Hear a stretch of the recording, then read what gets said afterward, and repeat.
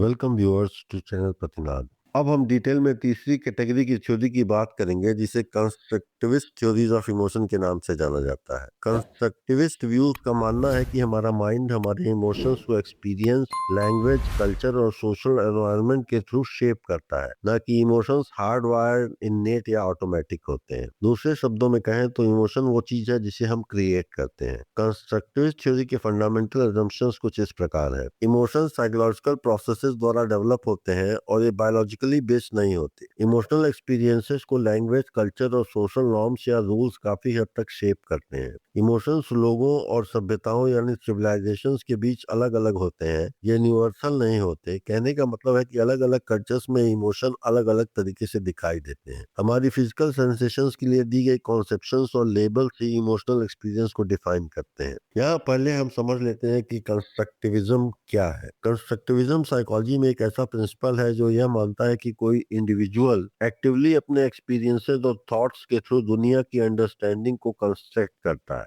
कोई इंडिविजुअल केवल passively information नहीं जुटाता, बल्कि वह नए इंफॉर्मेशन को अपने एग्जिस्टिंग बिलीफ और एक्सपीरियंसेस के साथ जोड़कर एक कोहेरेंट नॉलेज बिल्ड करता है। कंस्ट्रक्टिविज्म के मेन पॉइंट्स कुछ इस प्रकार है। नॉलेज पर्सनल होती है और पर्सनल एक्सपीरियंस के थ्रू बिल्ड की जाती है। लर्निंग एक एक्टिव और डायनेमिक प्रोसेस है। इंपॉर्टेंट यह होता है कि लोग किसी इवेंट को कैसे इंटरप्रेट करते हैं, न कि केवल इवेंट के होने पर। कंस्ट्रक्टिविज्म को अक्सर जीन पियाजे, कॉग्निटिव डेवलपमेंट और लिव व्यवस्थी सोशल कंस्ट्रक्टिविज्म से जोड़ा जाता है। एक तरह से हम कह सकते हैं कि कंस्ट्रक्टिविज्म यह मानता है कि हमारा माइंड रियलिटी का मिरर नहीं है, बल्कि एक ऐसा टूल है जो दुनिया से इंटरेक्शन के जरिए एक्टिवली मीनिंग कंस्ट्रक्ट करता है। कंस्ट्रक्टिविस्ट थ्योरीज ऑफ इमोशन मानती है कि इमोशंस जैसे fear, rage, pride biologically based या इनेट नहीं होते, बल्कि कल्चरली क्रिएटेड होते हैं। कंस्ट्रक्टिविस्ट थ्योरीज ऑफ इमोशन में लीडिंग थ्योरिस्ट हैं लीजा फेल्डमैन बैरेट, जिनकी थ्योरी का नाम है कॉन्सेप्चुअल एक्ट थ्योरी। इस थ्योरी के मेन कॉन्सेप्ट्स कुछ इस तरह है।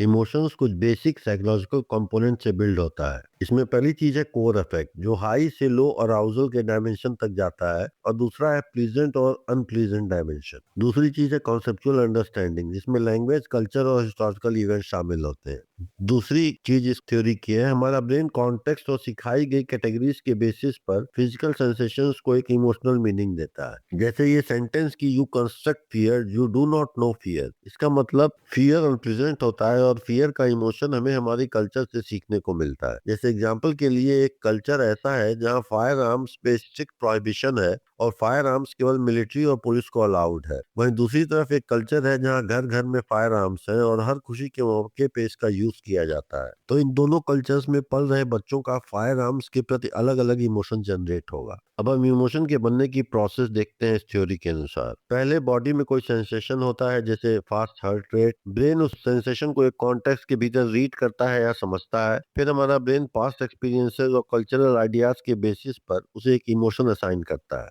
कंस्ट्रक्टिविस्ट थ्योरीज के कुछ रियल लाइफ एग्जांपल्स ऐसे हैं। पहला एग्जांपल है टू कल्चर्स वन इमोशन। जैसे कोई व्यक्ति अगर पब्लिकली रो रहा है, वेस्टर्न सोसाइटीज में इसे इमोशनल वीकनेस या मिलंकोली माना जा सकता है। जापानीज सोसाइटी में इसी चीज को शेम या गिल्ट के रूप में देखा जा सकता है। यहाँ हम देखते हैं कि सेम बिहेवियर लेकिन डिफरेंट इमोशनल मीनिंग होती है अलग अलग कल्चर्स में। दूसरा एग्जांपल है emotional label and physical arousal. Speech देने से पहले फास्ट हार्ट रेट, बीटिंग और पाम स्वेटिंग होती है। अगर आप सोचें दिस इज एक्साइटिंग, आप एंथुजियाज्म को बिल्ड कर रहे होते हैं, लेकिन अगर आप सोचें कि दिस इज टेरिबल, आप वरी या फियर बिल्ड कर रहे होते हैं। तो इसमें same physical condition, fast heart beat, लेकिन डिफरेंट इमोशन को क्रिएट करती है हमारे इंटरप्रिटेशन के हिसाब से। तीसरा एग्जांपल है इमोशनल चाइल्ड लर्निंग। बच्चा गिर जाता है और घुटना छिल जाता है। अगर एडल्ट बोले ओ नो वो बहुत डरावना था, तो इससे बच्चा डर जाएगा। लेकिन अगर एडल्ट बोले कि तुम बहुत बहादुर हो, तो बच्चा रेजिलियंस या प्राइड डेवलप कर सकता है। तो इसका मतलब सोशल डायरेक्शन और लैंग्वेज इमोशनल कैटेगरीज सिखाते हैं। अब हम कंस्ट्रक्टिविस्ट थ्योरीज के एप्लीकेशंस की बात करते हैं। पहला एप्लीकेशन है मेंटल हेल्थ में इमोशनल रिफ्रेमिंग सीखना, जैसे माइंडफुलनेस या इमोशनल लेबलिंग